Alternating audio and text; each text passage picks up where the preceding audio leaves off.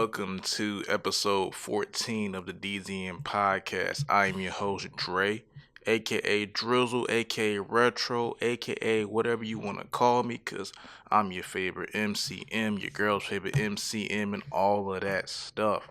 Now, I am here with my homie. Introduce yourself, sir. Hello, everyone. My name is Damian Perry, aka Sand Ninja, aka seven other nicknames I don't care to really list off right now.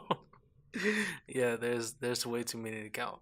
But hello, everyone. I'm here with Retro, and I'm here to do a podcast this afternoon. Pleasure having me. Appreciate it. Now, who is Damian? Damian Perry is it's not an alias. It is my name. It's my real birth name. Um, I'm a I'm a guy from Franklinton, North Carolina, who's a dancer, once a musician, artist, graphic designer, just roll around multimedia guru. I like to call myself that. So yeah, I just do whatever I can, try to make a name for myself.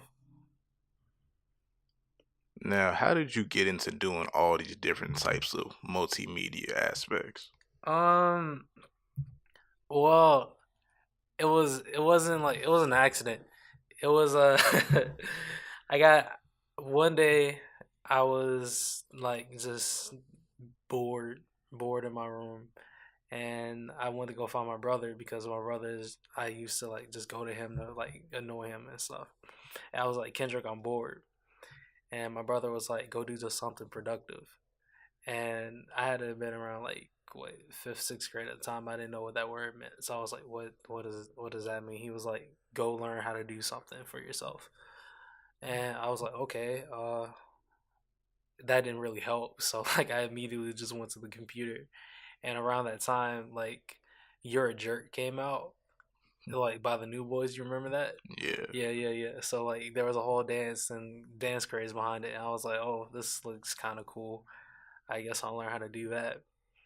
And when I learned how to do it, I realized that my cousin also knew how to do it, and that whole dance started like a movement of just it was called jerking, but there was a bunch of other stuff that were included, like footwork and Dougies and just all this stuff type of stuff. So originally it started as dancing, but at the time I didn't know how I was progressing. So I took my mom's phone and started recording me because she was the only one that had access to a camera because her phone was the only one with the camera. So I would record myself and then watch myself repeatedly. And I was like, okay, so I'm getting better. And then I realized that other people were posting their videos online. So I was like, I guess I'll post mine online. But I wanted to edit it to make it different. So I started out with Windows Movie Maker, and I learned how to video edit from there. And as time progressed, I just kind of got good at it. And I kept dancing along the way to help further my skills as an editor rather than a dancer. But the dancing went along with it. I grew as a dancer as well through that. Um, Video editing has always been one of those you get it or you don't type of things. So the more you use it, the more you can grasp what you want to do with in the program, or what you want to do with the video that you're gonna edit. And what helps is that you just gotta watch a lot of videos and or movies to really figure out how you're gonna want to emulate what you see. So that's exactly what I did. So now I'm a film fanatic, and I watch movies to the very detail. I watch a lot of behind the scenes footage, and then I'm very analytical about certain shots that they use, all in the name of just trying to be a better editor or visual content creator. So yeah, it all started from my brother being stop being a lazy boy, actually just get out and do something. Sometimes stop being lazy is underrated. If some people tell you stop being lazy, you may get offended, or you may be like, man, I ain't lazy, you lazy. Yeah.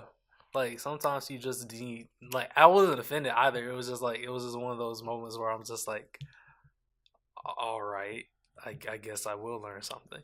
But like that is a very underrated thing because some people just need that little push. And I say it's a push rather than an insult because like you do need to push your friends to be better just by like kind of like stabbing at their like heart just a little bit, like coming for their insecurities at to some extent is hurtful, but like it could give them that extra push of like I'll prove you wrong or like I'll show you. So like some people do need that push, but while others it will like kind of bring them down kind of in a way, but they're only gonna they're only gonna get stronger through it if they push themselves to that brink of getting past what they how they like how they view their lifestyle, I guess. Now, what are some of your favorite films or videos that are on the internet or in theaters? Oh my gosh. Okay, so like when I first started like really analyzing like compositional shots or like learning about how like people create like systematic like shots for their films. From one is Wes Anderson. He created the Great Budapest Hotel and Isle of Dogs and Fantastic Mr. Fox. All of his like shots are geometrical and asymmetrical shots, meaning that they're really specific. And there are a lot of wide angle shots or extreme close ups. And I don't know, he has a very inventive way of using like a camera to like really highlight some of the subjects or location based shots. Another but like I can say that one of the first films that I started to take note of like how a camera was used and lighting and just composition was The Kings of Summer. I can't remember the actors like every actor's name, but I know I had Nick Offerman and that one kid from Hannah Montana who played Rico. It was Moise, like Moises Aries or something like that.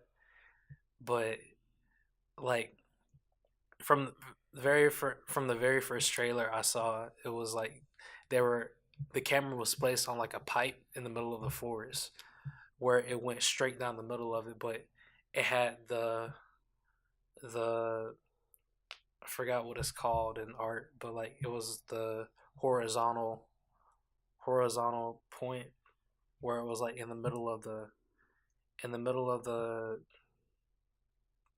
landscape shot, I guess, where the pole like disappeared. It was like right down the middle of it, and like you couldn't see it anymore. But the closer it got to the camera, it was like wider, and the camera was placed on top of that, and Rico's character walked down the middle of the pipe, while the other two were on like both different sides of it, but they were in different they were in different planes, and like I wondered why they did that for a while.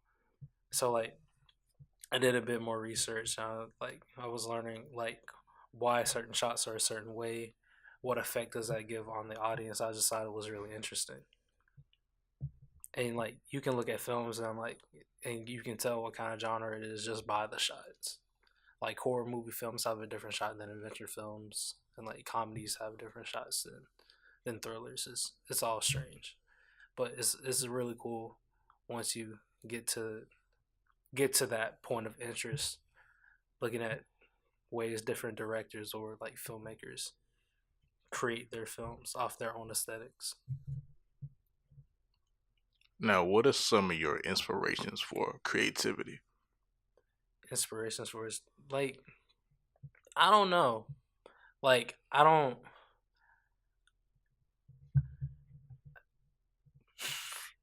inspirations for creativity like they come from a lot of different places. Like I don't like go to one specific person and I'm just like, hey, what did you make? So I can get inspired by that. No, it's just like you just come across inspiration. Like I can be walking down the sidewalk, see a penny, and then I can like imagine like someone picking up the penny, having like they can pick it up. It can be on like the tail side because you know how like it's good luck to find a penny on like the head side. I can imagine a storyline of someone who just has infinite bad luck after that.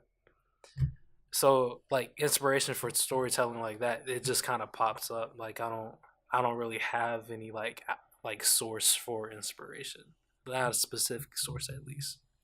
You just kind of come across something and then you figure out, or then you like imagine how it could be used, and depending on where you are and some of your knowledge on trying to create something that you can get across to other people, that's where your creativity lies in that inspiration.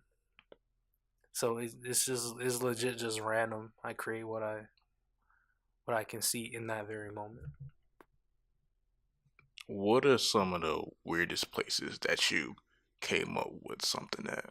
Because I do, for some reason, I come up with most of my songs in the shower.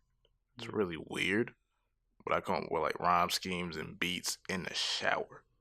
So, what are some of the weirdest places you come up with ideas at? Um, the toilet. Like I guess like I don't like sometimes I'm constantly thinking about stuff. So sometimes like if I'm not using my phone or if my phone is dead, like most of my thoughts are going to like visual moments, especially if I'm listening to music. So yeah, I guess on the toilet or occasionally in the classroom when I'm supposed to be paying attention, or or just outside. It just kind of happens randomly, like location location based thoughts are just they location based. Like I don't think they'll like change your creative thoughts, but it like depending on where you gather that source of inspiration, or like where you what like what you're not thinking about in that point in time. I feel like once you clear your mind, like you can just think of anything you want at any given point in time. So weirdest place probably was the bathroom in terms of location, but like I don't think any place is really weird to gather your thoughts. What is the definition of weird to you? Quirky humans, just people.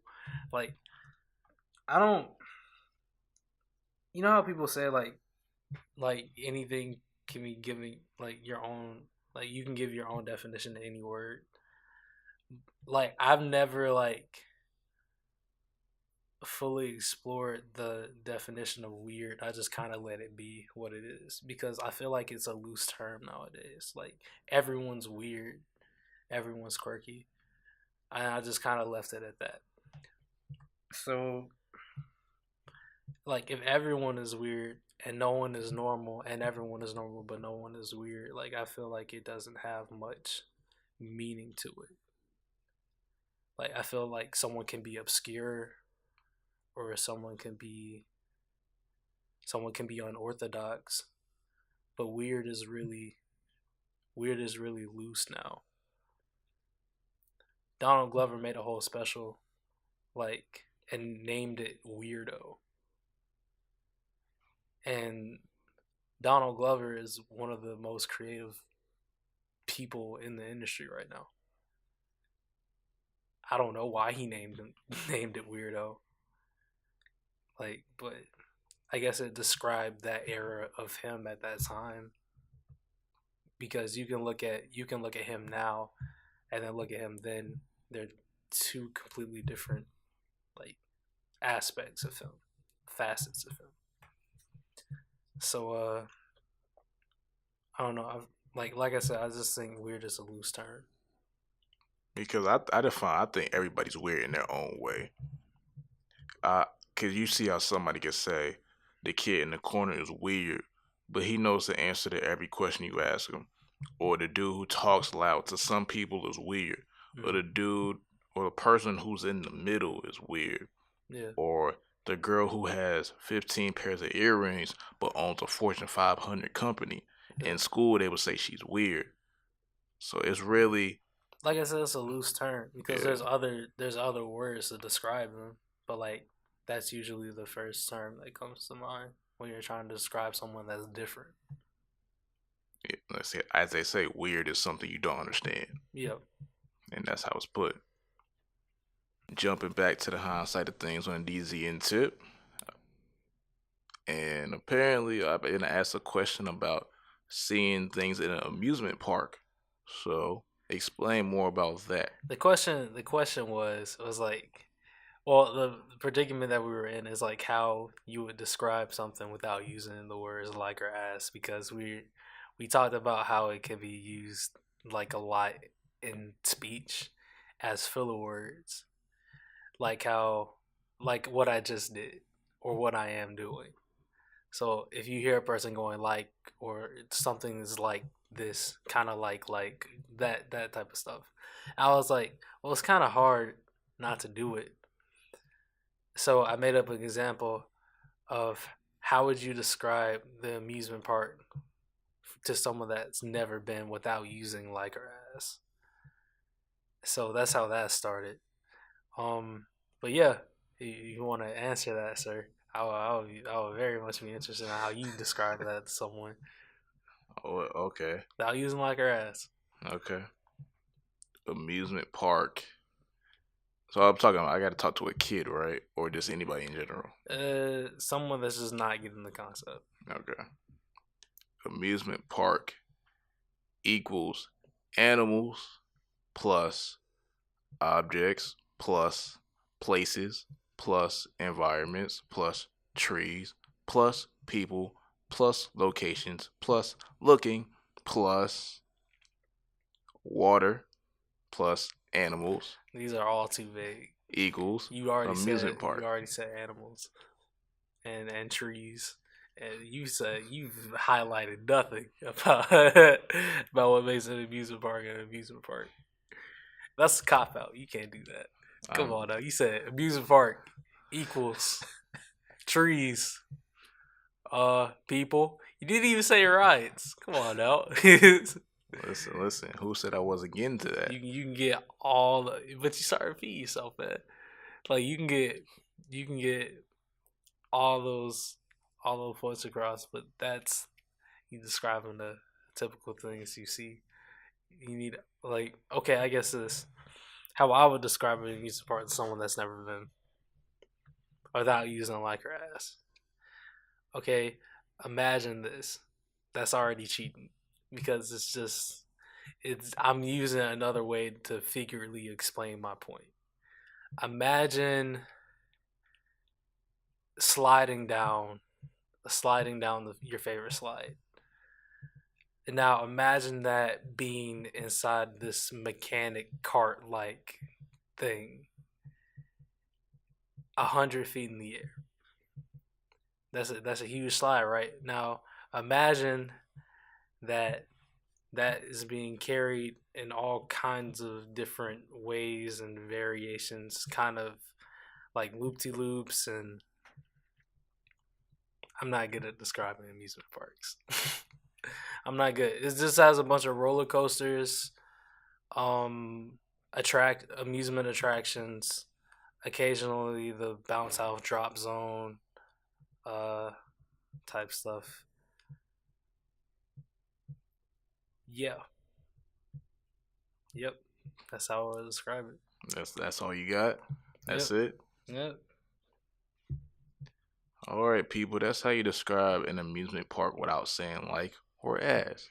Now, if anybody else would like to do this, you can also send us a message on the Anchor app, or you can send it to it in a DM, comment, Instagram, Twitter, DZN Podcast, wherever. And if y'all have any other interesting ways of doing this, let us know. You may be featured on the next episode. Who knows? Now, we all have a favorite musician in the world. Who are one of yours? One of my favorite musicians, as of now, is James Blake. He's an artist from the UK, and he's a singer. He's really talented in terms of production. He released a project called Assume Form a couple of months ago. I've had that on repeat for the past 2 months. Fuego. Yeah, it's really really good. It features artists from Travis Scott to Metro Boomin to Andre 3000, which is a rare occasion. Um, trying to think of more features, but honestly, I can't. He's really talented. He was featured in the King's Dead project. That was off the Black Panthers album, and he was also featured in Bloody Waters off that same album. If you guys don't know who he is, he's just the singer, the singer in the background. Also, Sampha, another singer, another British singer, um, known for well production. But other than that, I don't like nailing down favorite artists. That's still kind of hard for me to do. I listen to a lot of stuff. Now, do you think Andre 3000 should put out an album? Like a solo project. Yes. Everyone thinks he should put out a solo project. I don't think he ever will though. Nah. Yeah. Apparently he has a lot of stuff that he just hasn't released, like instrumentals of beats that he produced. But I don't think he'll ever like actually go about doing it because I don't think he wants to be bothered about that kind of stuff. I think he just wants to be left alone, left to do what he wants at any given point in time. That's why you'll only ever see him on features nowadays. He was on Blonde's Frank Ocean feature, the the solo reprise. Then he was on James Blake's. He's coming on an Anderson Paak release not too long from now, and yeah, I just think he wants to be free to do whatever project he feels like without having the stress of producing a solo project that could either do very well or in the grand scheme of things it could just do okay. I don't think Andre has ever like released anything bad per se. Like I don't think he's ever had anything that was not viewed as good. So should he produce a solo project himself? I feel like he can. I don't feel like he necessarily has to. Um but if he were ever to do it, I think what his fans just require is patience. We just need to wait and see whatever he does. But I feel like he would have done it by now if he wanted to. Because this is weird. I have him as one of the greatest artists of all time at the number one slot. Mm-hmm. It's really weird, but he's at my number one slot, even though he doesn't have a solo album. So I really want to put one out because I know the type he can do. Yeah. And you also said he's about to be on an Anderson Paak album coming out. Yeah, it's another like I saw on Anderson's Instagram page, and he released like this album art, and then like when you swipe right, swipe left, there's a track list that pops up, and I saw Andre Three Stacks on he's on the very first song on the album. I was like, oh, what? That's dope. That's really dope. Because like he hinted at it because he also posted a picture with Andre Three Stacks in the studio with him. I was like, word? You in the studio with a legend now? Is that what we doing, Pack? Okay, okay, I see. So I've just been waiting for that for about like 2-3 months now to see where that went, and we have our answer. The song's not out yet. The album's not out yet. We just gotta wait. The only reason I asked because he did just put out an album called is it Oxnard? Oxnard came out um either early January or late December, I think. And I've heard it both ways. It's Pack's best album. It's Pack's not the worst album, but it could have been better. My brother told me about it. He was like, it's not No Worries or it's not Malibu. he came out with Bubbling and he had everybody hyped for it, but when the album came out, it was nothing like it. It was nothing like Bubbling. So it kind that anticipation that Bubbling had for the album didn't really the album didn't follow up with what he had anticipated. My thoughts on it is it was it was good. It was all right. I definitely enjoy Malibu a lot more. Um, Tense was a really good song. I like the music video they had for it. Really inventive. Both music videos because they have one where it's like the actual production like type video, and then they have one where it's just Anderson's son. Can't remember his name, but like he's recording all the events on set on like a Snapchat or like on his phone or something, and it took all that footage, edited, and it was just a Snapchat story or an Instagram story or something. It was really cool.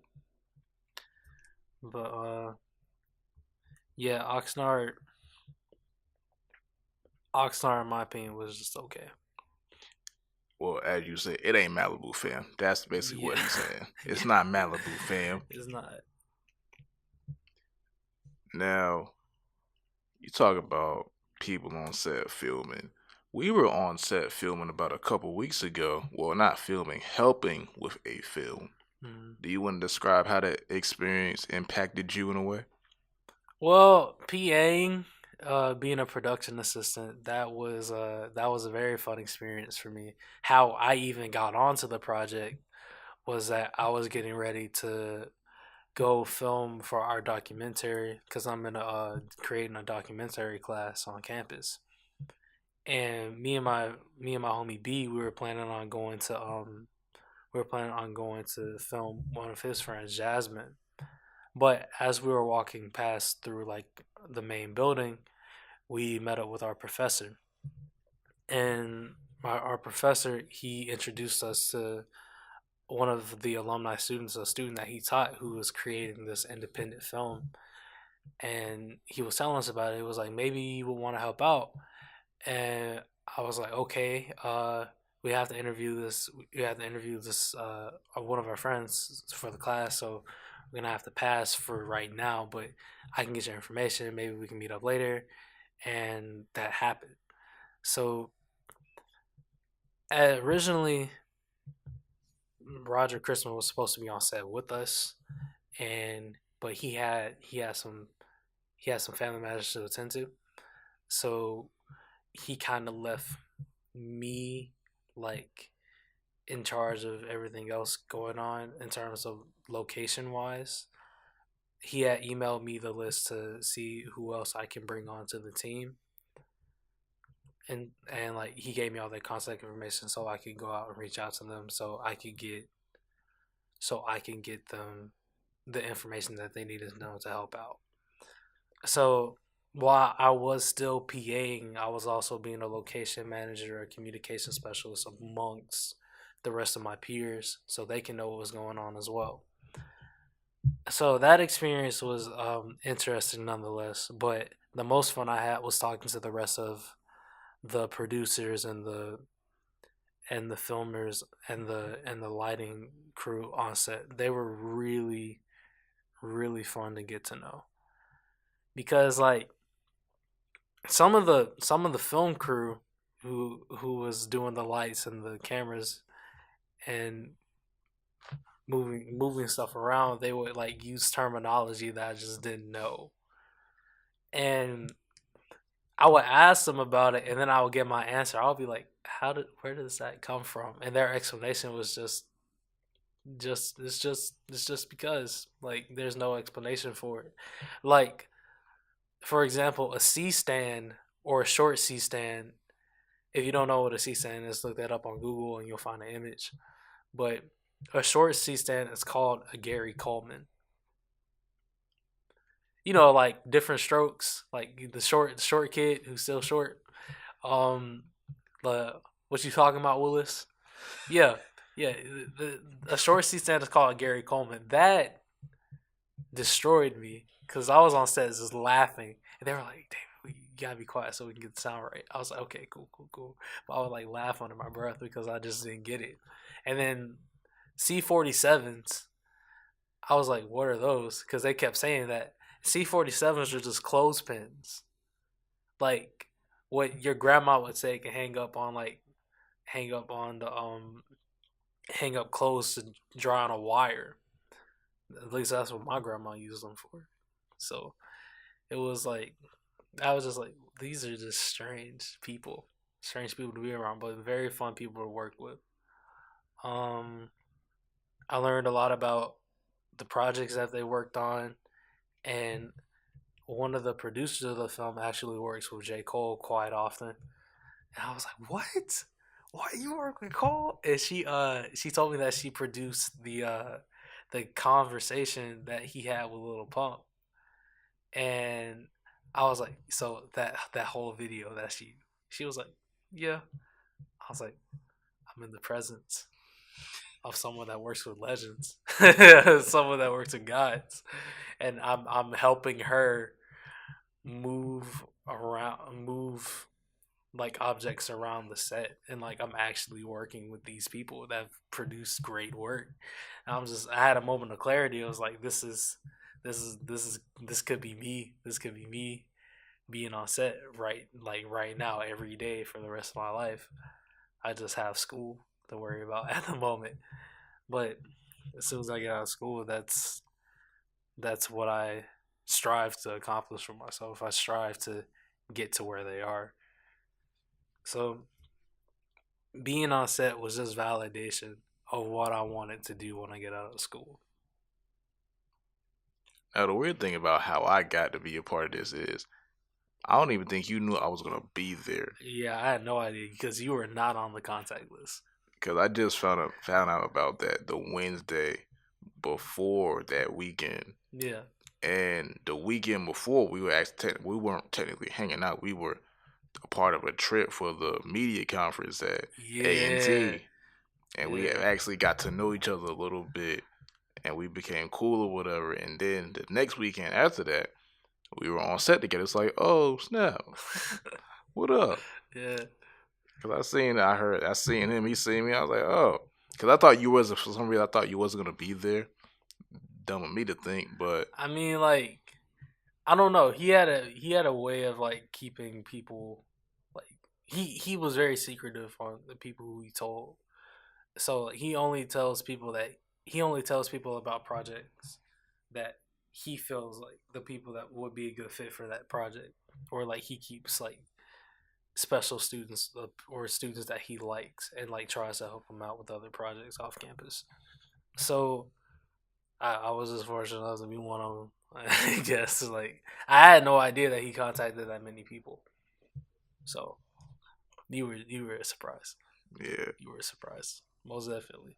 He had sent me the email list a couple of days prior though, so because I'm not sure if he knew what was going on with his situation, but like he just told me like, hey, I need you to take care of this. I was like, okay, I'll do the best I can. And then when I saw you on set, I was like, well, you weren't on the list, but I'm glad you're here. I'm glad you're here. Um, so it was pretty cool. but yeah, I got found out on Wednesday. Then I met the actual people on Friday. Because somebody just said, some people doing a movie here in the room. I was like, wait, what? Because I didn't know what day and what time we were supposed to do it in. Then I actually met them, shook their hands, hung out with them, and we had a quick discussion on how to remember names. Because you know how hard it is to remember somebody's name for the first time, right? Mm-hmm. So my thing is, I said, say it 3 times and make sure it's ingrained. And then so we did that, and I was like, they was all cool. I was like, cool. And then the next day, I saw them. I was just like, I came on set. I was like, what in the fuck is this? I'm looking around everywhere, everybody moving. It's like a camera on a fucking trolley or whatever the fuck it Dolly. is. Dolly, with the middle of dolly just moving. I'm like, what the fuck is this? It's food every damn where in the room. It's like clothing, makeup. I was like, what the fuck? What is this? Mm-hmm. You got the sound engineer with the damn The microphone on the stick with the fuzzy shit that I never seen before. Windscreen boom mic. Yeah, Yeah, it's but like think about it. It's a low budget film. That was a very low budget film, but they had an Axie Mini. That camera was like $15,000, not including all the other equipment that they had. So it was a low budget film, low budget. and it was a short film. Hmm. You also got dudes controlling the focus on a damn a single machine. It was a wireless focal adjuster, and what it allowed it to do was control the focal point from on the lens from different distances. It sounds a lot simple. It's a lot simpler than it sounds. It's really comes in hand. Comes in hand. It's a very handy tool. And it's one thing they kept doing to bring the camera in focus. They had this little, I can't describe exactly what it is, but you know the black and white picture with the Oh, lines okay. So going. they told me about it. I forgot what it was called, but essentially it helps them like make sure the focus is working at all different um measured points. And I had to do it at one point in time, and I couldn't get it right. I really couldn't, because at some point I couldn't, like, I didn't want it. I was holding the phone next to the actor's face, and they told me to get closer to her face, and I was like, I don't want to touch her face because that's kind of rude. So they were like, okay, now closer, closer, closer, touch her face, not that close. All right, come forward to the camera, not that forward. Go back, go back, go back, go back, go forward, left, right. I was struggling. I'm not even gonna lie, and I couldn't see it on the screen because all the screens are like not facing my direction, so I couldn't like tell what they really wanted me to do. So like I would just have to wait and hear like, don't stop, stay still. I was like, okay, okay, stay still, stop moving. I was like, okay, okay, trying not to. Okay, we got it. All right, awesome, awesome. Never did it again. Never did it again. I did get Slate though. Slate is fun. Hey, you was killing that slate though. I can't even lie. Slating's easy though. After you get it right the first two times. Like slating is essentially just calling out the scene that you're doing, which take you're doing, and you just have to remember the phonetic alphabet.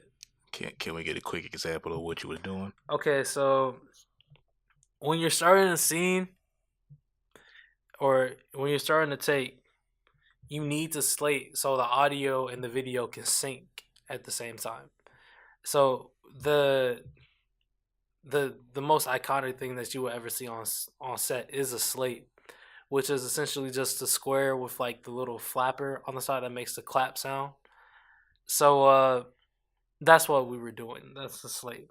Now with the slate, you have to call out the scene number, the then depending on how many takes you're taking in that scene, you have to also call out a letter or the phonetic alphabet or phonetic term of that letter. So, for example, if we were working on scene 2B, take one, I would have to say, all right, scene scene 2 alpha,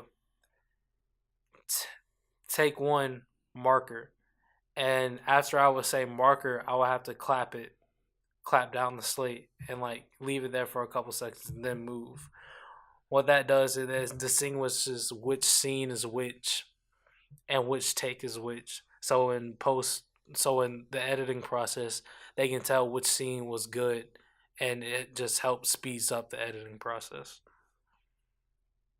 Now I was watching a video yesterday because I thought we was gonna do that little music video Hmm. on the importance of a shot list, Yeah, and I remember seeing their shot list.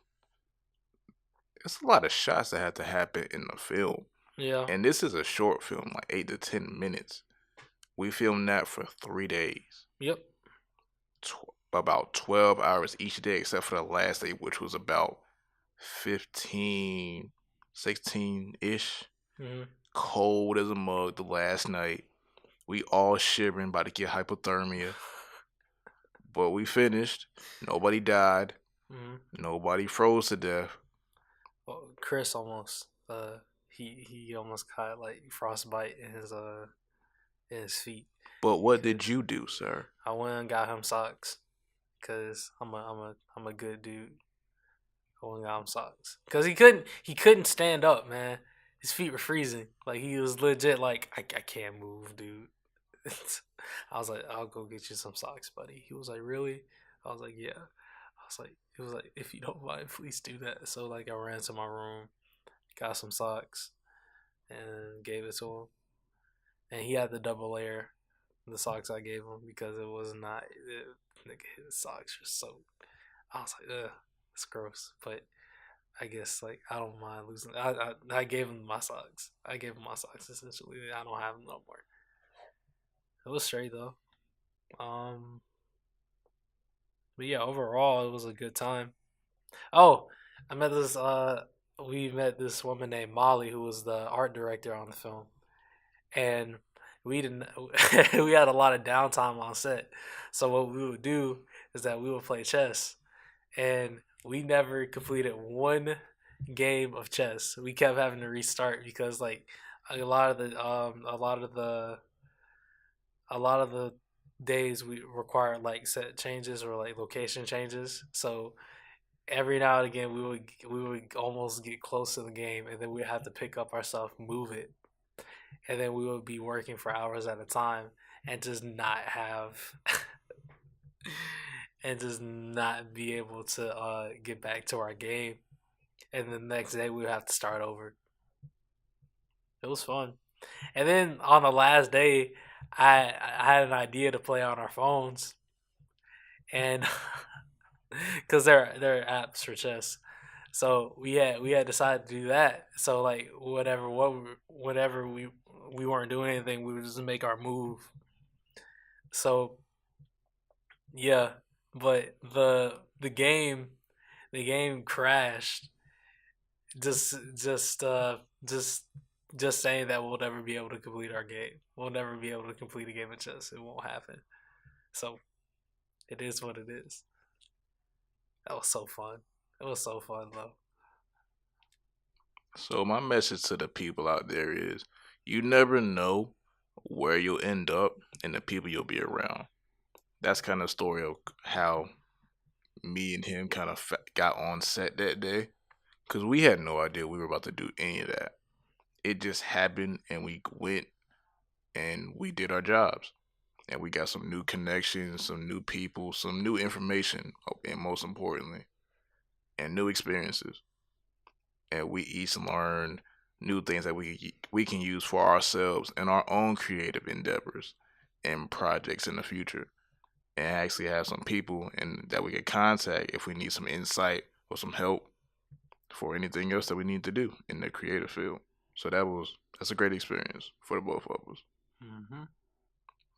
But one thing people have to know is you have to earn your stripes, and that's what we did that day. We earned our stripes. We were the helpers. We were the people that was taking stuff places. We didn't really get to do too much film stuff because obviously we don't know how to use most of that stuff on the set anyway.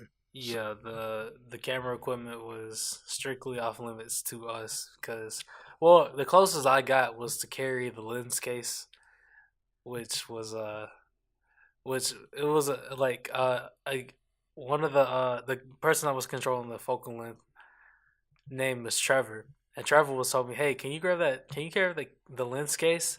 I was like, "Okay, cool." So I grabbed it, but I noticed that the I had noticed that it was most likely unlocked because I was looking at the locks on it. I was like, "Okay, let me lock this." I was trying to figure out how to lock it actually because it had like this little bar that would constantly get in the way. And Trevor showed me a trick to get it out and like actually lock it correctly. And he told me that when you pick up a case, always make sure it's locked, even like if it's locked double, like unlock it and lock it again just to make sure. Okay, so I learned that day, and I also learned that they were carrying around probably like $5,000+ worth of lenses in that case. I was like, oh, okay. Just make sure I don't drop it and or break anything that's inside. So it's just, and like they'll let you know it's not that big of a deal, just so you can be comfortable. But just know that if anything happens on set and you're held accountable, it's it's not gonna be that much fun of a time for you at that moment in time. Basically, if you drop that shit, you getting fired. Yeah. Yep. Basically. And dropping stuff is not a good first impression on your first job. So make sure you just say yes to everything, or if it's not in your ability to do it, find an answer. Just like don't ever say you can't do anything, because that shows that you're not willing to try. You're not willing to try it. So even if like let's say this, they ask you to pick up something that's across town. You don't have a car, you can't drive, or it's too far to walk. You can say that you can't do it. It's just that they probably won't ask you to do anything else for them at that point in time. You want to make sure you're able to have an answer at the ready. If it's not an answer that you can provide, you know someone that has the answer. So let's say this: I don't have they ask us to pick up something across town. I don't have a car, but I know that Dre has a car. So I'm like, okay, I can go get Dre, and we can most guarantee we can go get the food. And they're like, okay, cool. So you and Dre go pick up the food. We'll see you guys soon, okay? I'm like, yep. And Dre and I went to go pick up like the food. It was mostly Dre, like for the majority of the days to go get the food, because a lot of me was just requiring me to move stuff around set and help Molly make sure the location that we were filming at was like set in stone, and like all of the objects that we were using were set for shots. But we went to there was one day where we went to where we go? It was Chipotle. Yeah, we went to Chipotle, and we couldn't find parking. So we had to park at a Subway that was like 3 blocks down. Yeah. And they had ordered like this big catering of like Chipotle, and we had to carry it all the way there. We also got asked if I'm not sure if we were allowed to talk about it on here, but like you remember the dude that asked us to? We had some bud. Yeah, we had some bud, and we were like, "Nah, we don't smoke, bro. We don't smoke." I thought we just got set up for like a trap or something, because no one does that. Also, there were 2 people that walked in front of us that he didn't even think to ask. So therefore, I knew it was a trap, because that's racial profiling. That's racial profiling, man. You will talk to 2 black dudes about finding some butt. First off, I don't think anyone uses the word butt anymore. Second, no one's that up front. Third, you look sketch anyway. I don't trust you. So I'm like, we just kept walking. That was completely off topic, by the way, but it was just something that happened while we were going to get the food to bring back the set. It was a really funny experience. You'll be surprised what people are thinking about when you're just walking down the street sometimes.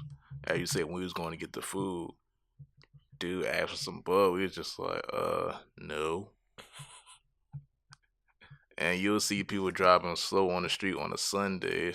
You'll think, what are they thinking about, and where are they going or not going? Because they're just cruising around, just having the time of their life or whatever. And it's just weird. But I say that to say this. That was totally random. And we're jumping into the next question. Yeah, sorry. So, what what is your most favorite thing in the world that you like? Um, my family. Like I don't have a lot of favorite things, man. Like I like my family. I like my space.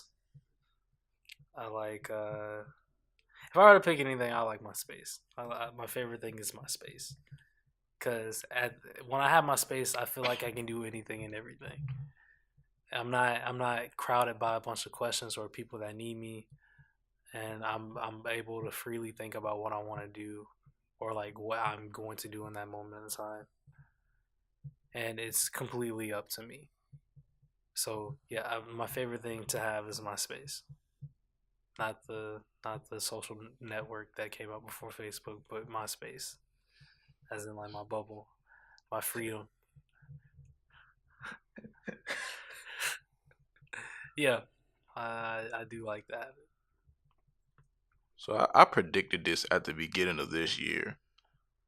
I think music is dry this year, man. Specifically rap. I think rap is kind of dry this year. 2018 was a great year. 2017 was a great year, but I think this year so far has been kind of dry. Do you agree or disagree? I feel like it varies. Like um, this year it's been for music. I don't know if I heard enough of it to actually say, but it's been experimental. I've heard a lot of different sounds, and and for the most part, I don't think it has been like I don't think it has been dry because like for me, dry is uneventful and or it doesn't make you move. I believe that all music should make you move somehow, no matter what it is. So I haven't heard anything that's not made me move. So it has some type of flavor in it help help like to help I don't know like help someone out or like I don't know, man. I don't think music has been dry this year. I just think you just need to look for something else. Rap, I haven't heard a lot of this year. I will say that I haven't heard a lot of rap this year. The last rap song I listened to actually like a couple of hours ago was J Cole's Middle Child, and we had got in a like a little dispute with Anthony about it and how he much rather prefers J Cole over Kendrick Lamar.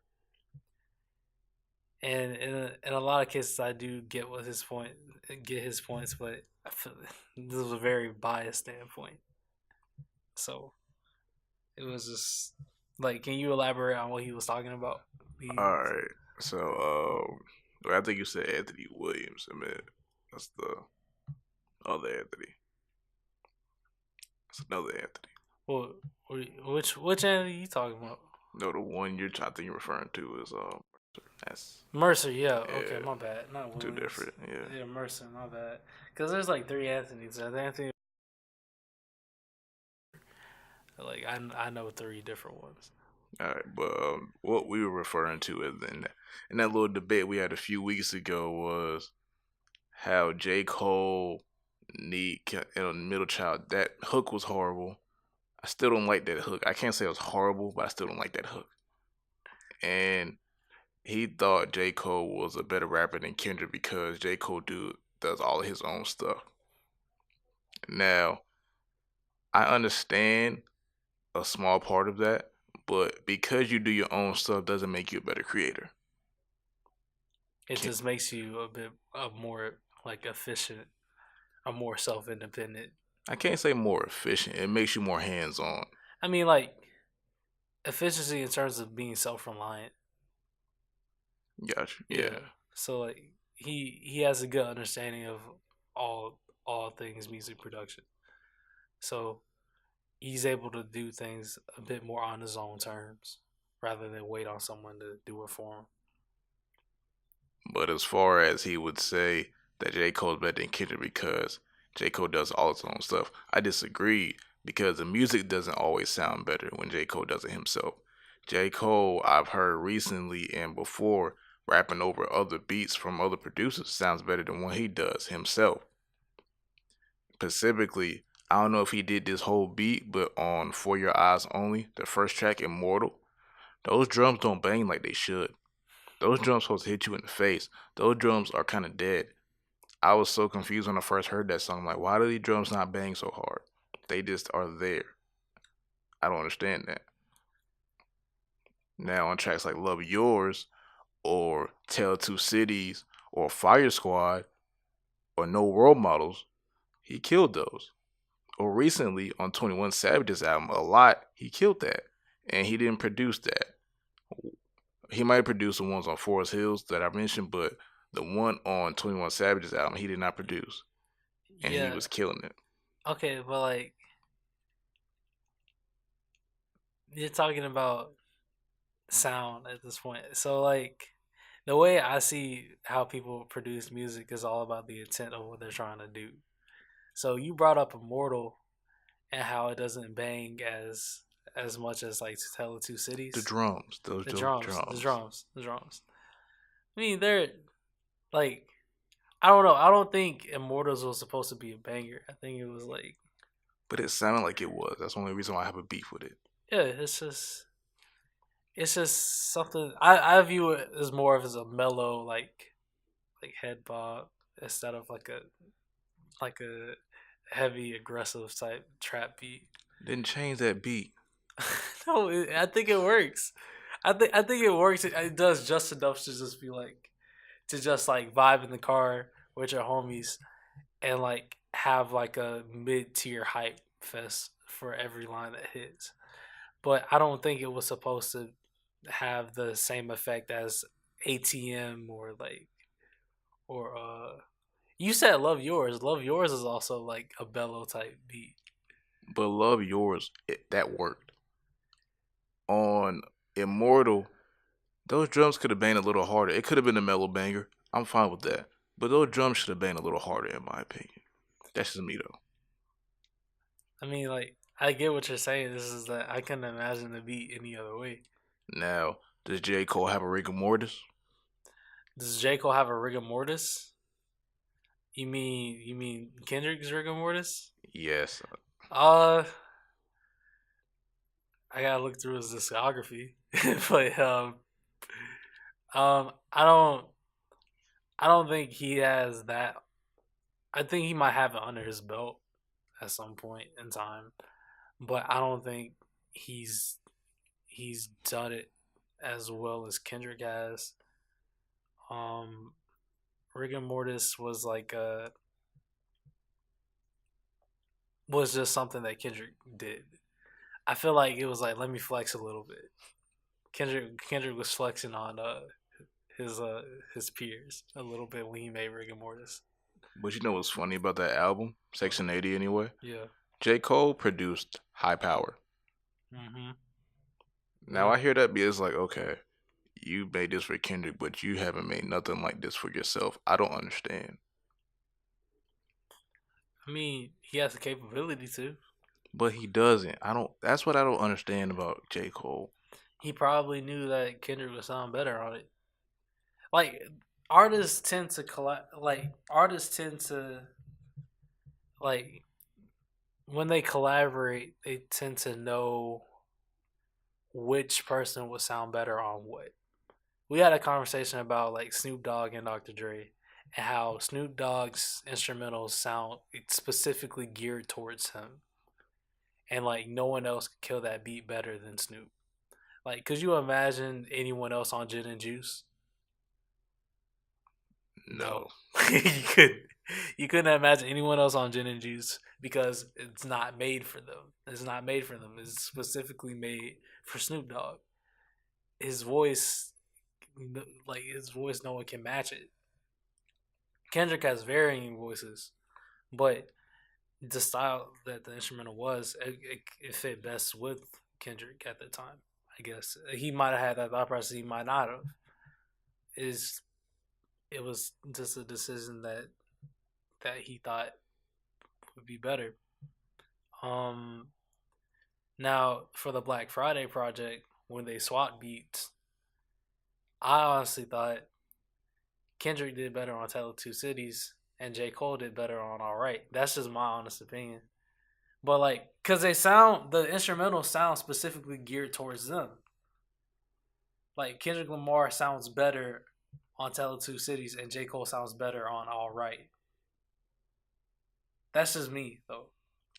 Because they were both spitting on those tracks. They were both spitting. J. Cole doesn't always just spit.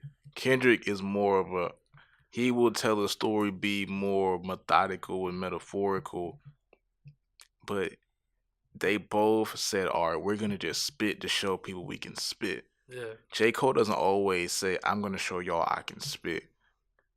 I get why he doesn't do that because he doesn't have to.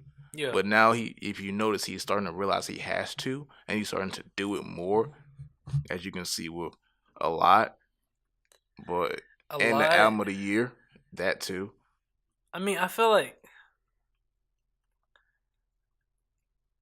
okay, Cole definitely doesn't have to do it, but like when he does do it, that's like his moments of shining.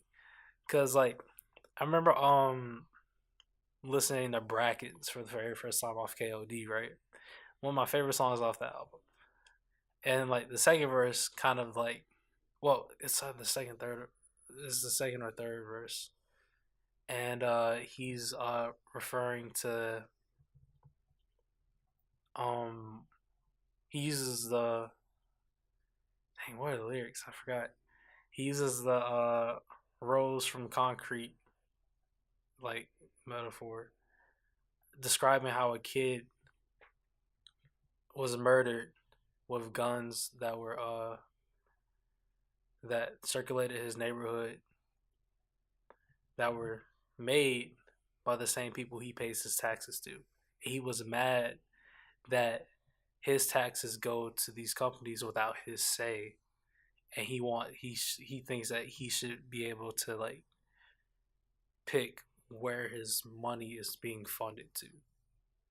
And then he breaks from that tax breakdown to the kid that was murdered. He breaks down to the mother's viewpoint of things, and she's heavily stressed about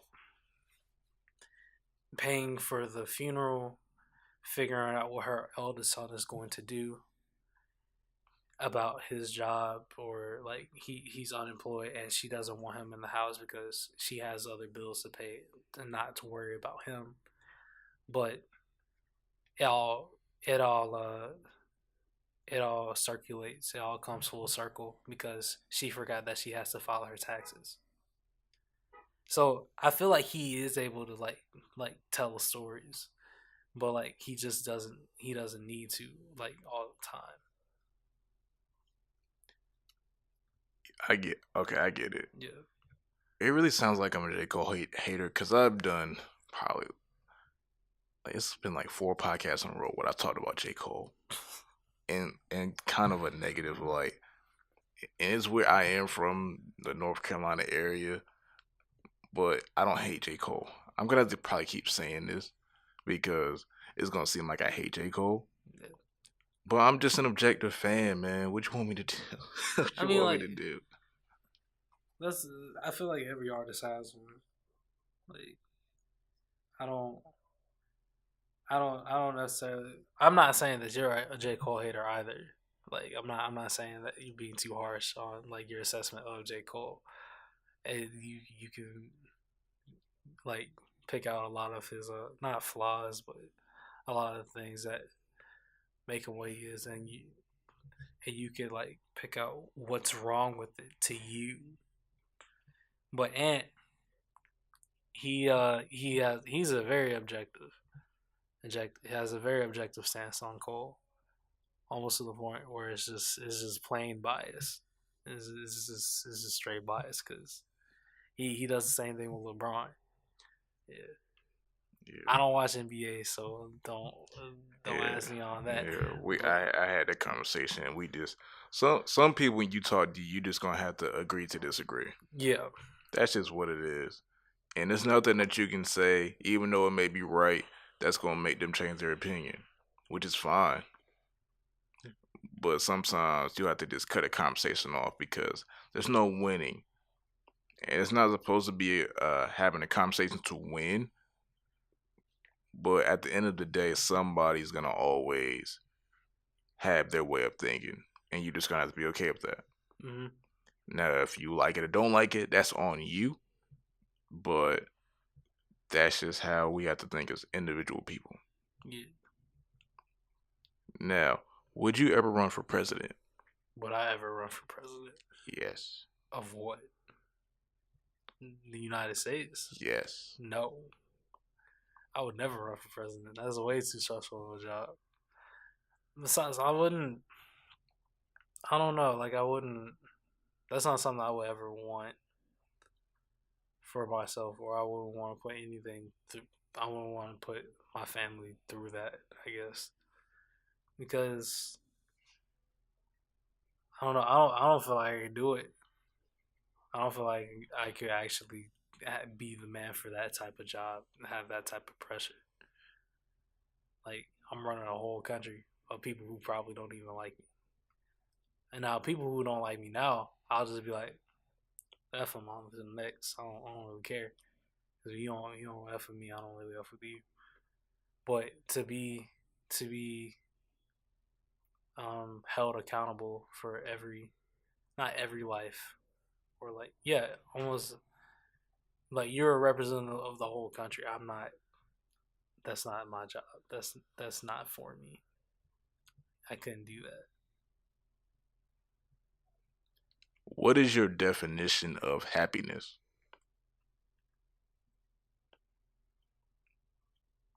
I was gonna say whatever makes you happy. Hmm, I don't something that makes you wholeheartedly believe in yourself or like believe in believe in other things that make you feel good. Like I can only ever like express happiness. I don't think I can ever like really describe it. So like if I were to describe happiness, it's like you finally achieving something that you've worked your ass off to get. And that wave of emotions that you feel that you can't even describe, but you just end up smiling anyway. So the ending of Will Smith's Pursuit of Happiness is exactly what I would imagine happiness is. Or the feeling of like your firstborn and knowing damn well that you're never leaving it. That's also happiness. And the feeling that you've made it with that partner that you've been wanting to make it with forever and you can finally say we did it. That's what happiness is to me. Or that's how I would describe happiness to a person. Now, do you feel that in order to be successful, you're gonna have to sacrifice a lot of things? For example, food, eating, family, relationships, and all the other stuff. Yes. I feel like you can't have anything you want without sacrifices. Like even now, I feel like people sacrifice all things that are beneficial to their health for things that they want. So people, if you want something hard enough, you'll tend to neglect the things that once made you sane, I guess, in order to get something if you want it hard enough. So like I can say that I've started hanging out with less of my friends in order to get work done so I can like build up my portfolio. and I tend to like not answer text right away because I think it's a distraction. So you have to like I would say I've sacrificed relationships with people for like my own my own adventures, I guess. So I can like feel like I'm progressing. And sometimes I can be a false look at it, but it just makes you feel as if you're progressing or you're on the right track of doing something. But other sometimes people sacrifice their physical health. Sometimes people sacrifice their family relationships in order to get what they want. Like some people just literally have to leave in order to achieve their dreams. So you have to sacrifice your comfort in order to get to the next level of being a better the better you that you see yourself as. So I definitely do believe that you have to make sacrifices to get things that you want. Yeah, I feel that's exactly kind of where I'm at right now because all the stuff I'm doing, you see me here all the time. I'm like never home. Mm-hmm. I'm here from basically when I come to class until about 8, 9 o'clock, about every day. And I notice in order for me to get what I need to get done, I cannot be at home all day. I can't hang out. I can't try to get to know certain people that I may want to get to know. Yeah. I'm kind of the king of sacrificing because I'm working on so much stuff in so many avenues that if I even tried to hang out with somebody or nix out time for somebody else, it's gonna either have to get canceled or I'm gonna have to realize that I have to do or learn about something that I need to help me in my future. Yeah. That's the thing that's tough about going on the path of greatness, but it's also very beneficial because on the way, when you're on this path, you may not be able to hang out with your friends, but you get to meet new people that are in the field or trying to do the stuff that you're doing. And now you may not be hanging out with your friends, but you're hanging out with the people that's going the same way you're going and doing the same things you're doing and being in the same places that you are. And that's how you build and getting on to the greatest notions of being creative, rich, happy, or just you at the end of the day, just being you in your new stages of life that you learn. You can't hang out with your old friends if you're trying to be a new person. That doesn't work. Yeah. Is you change or you adapt to the environment you're around.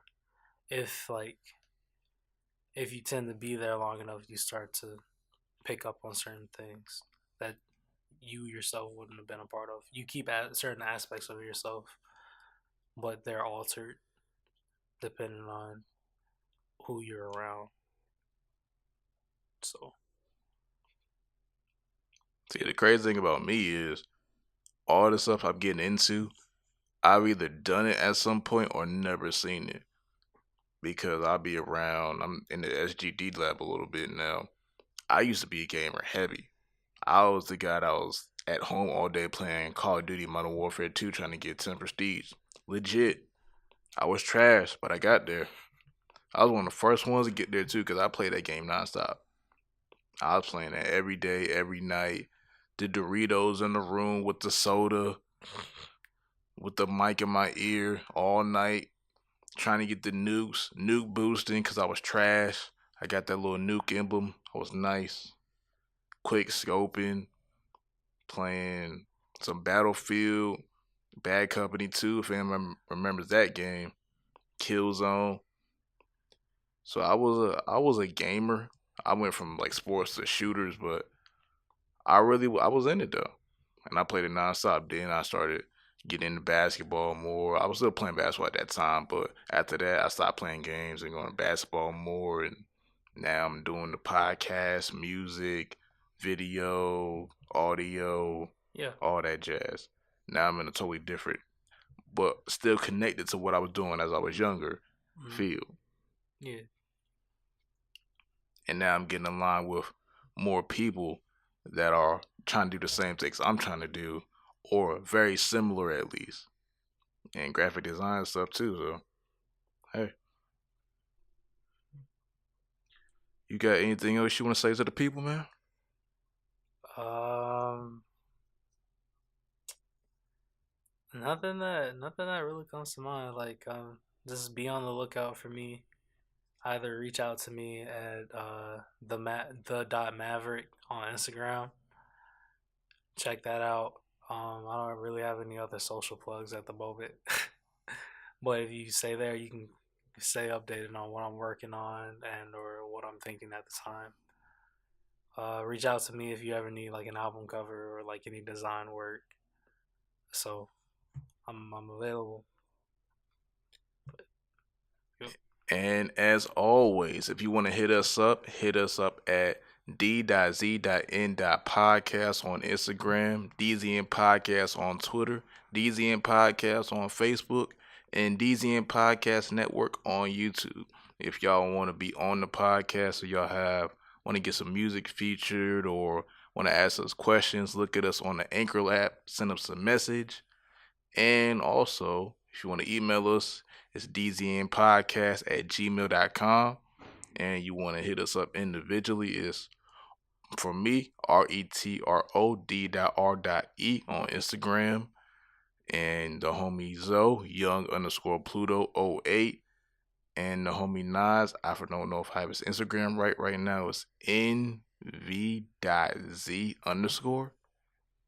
And if anybody else tells you that you can't do something, tell them this. Hold my dick. Peace out. It's the DZN Podcast.